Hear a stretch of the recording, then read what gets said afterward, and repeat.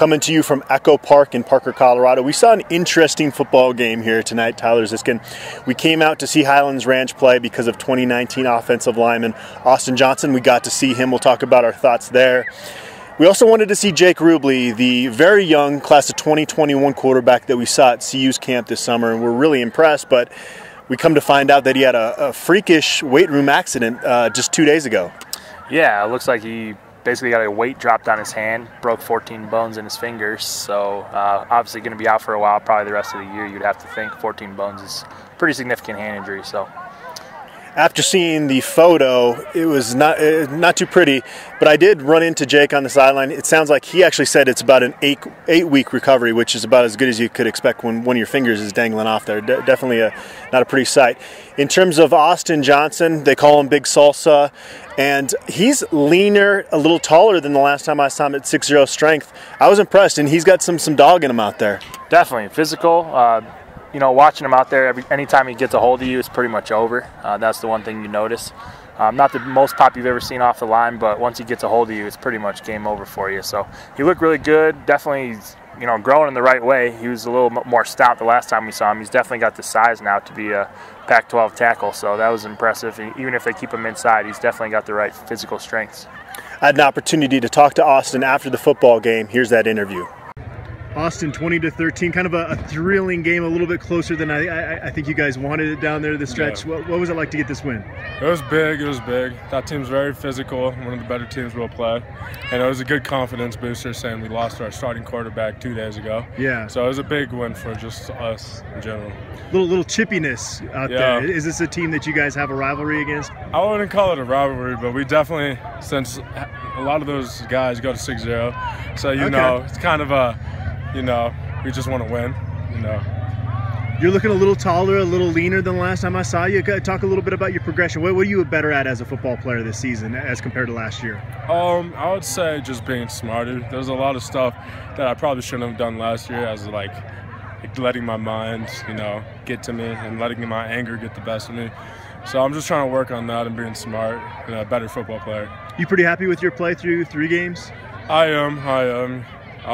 Just got to step it up, you know, getting better as the season goes on.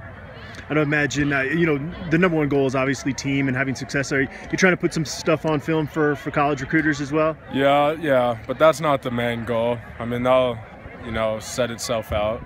Yeah. So just right now, just trying to be the best player I can be and let my team win.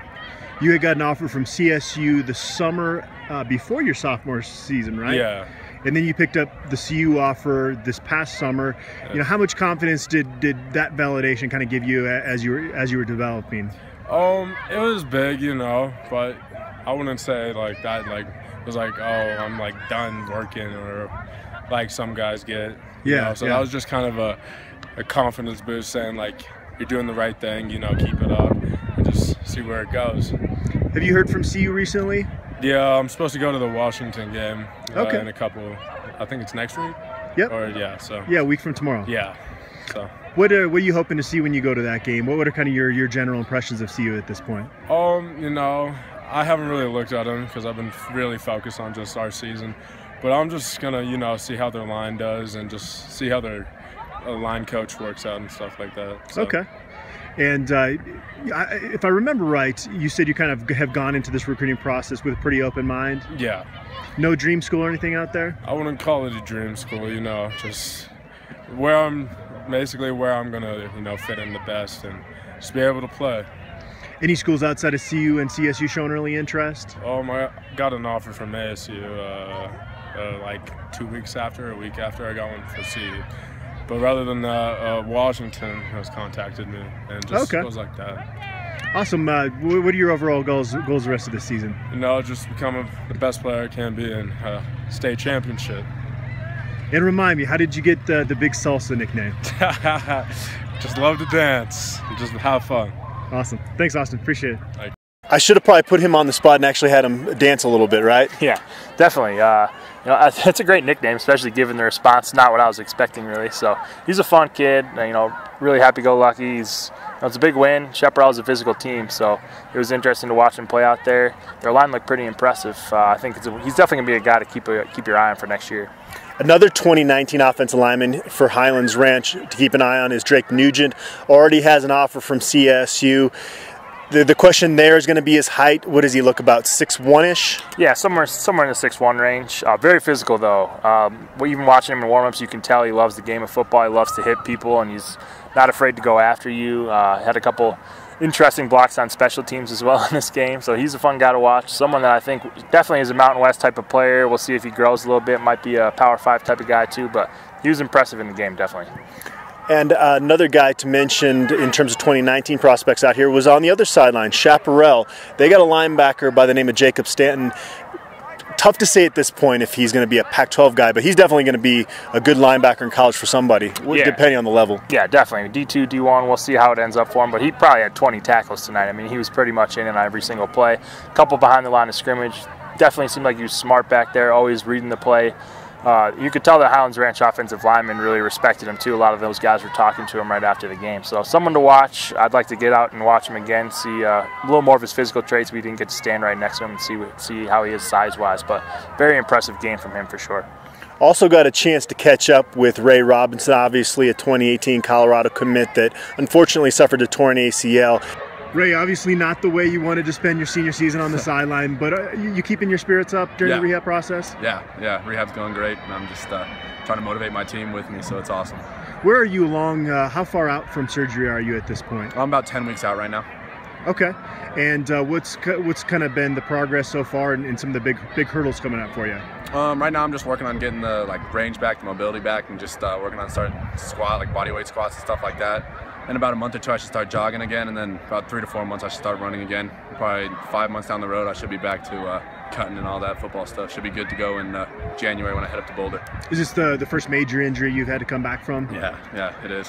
Highlands Ranch, without you, they won the first couple games. They're up here at halftime. What are you seeing from the sidelines this season? They're looking really solid, and everybody's just up, and everybody's positive, so that's good. And I'm just trying to do my best to motivate them, along with motivating myself through all of this. So it's going very well, but I think they're really solid, and I think they're going to have a very successful season. Have you made it up to CU to watch any of the early season games yet?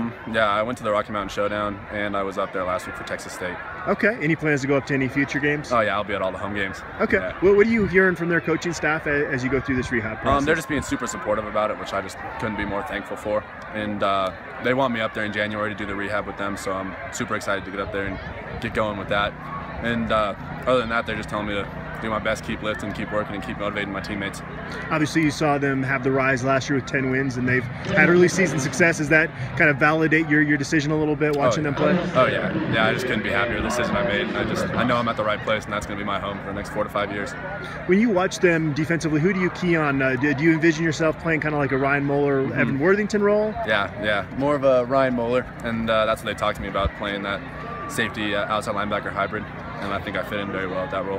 And how is the recruiting coming along? I know you and Blake Stenstrom have been pretty active with that. Yeah, no, it's going awesome. We have the group chat, and everybody's becoming really good friends, and I'm just excited to meet all of them in person. They should be out at the Washington game next week, a couple of them. I know Jarek and Dion will be out there, so that'll be good. Do you know when you're going to take your official visit up to see you yet? I'm doing it December 8th. They're trying to get a lot of the commits to go up there December 8th to the 10th for a weekend official visit.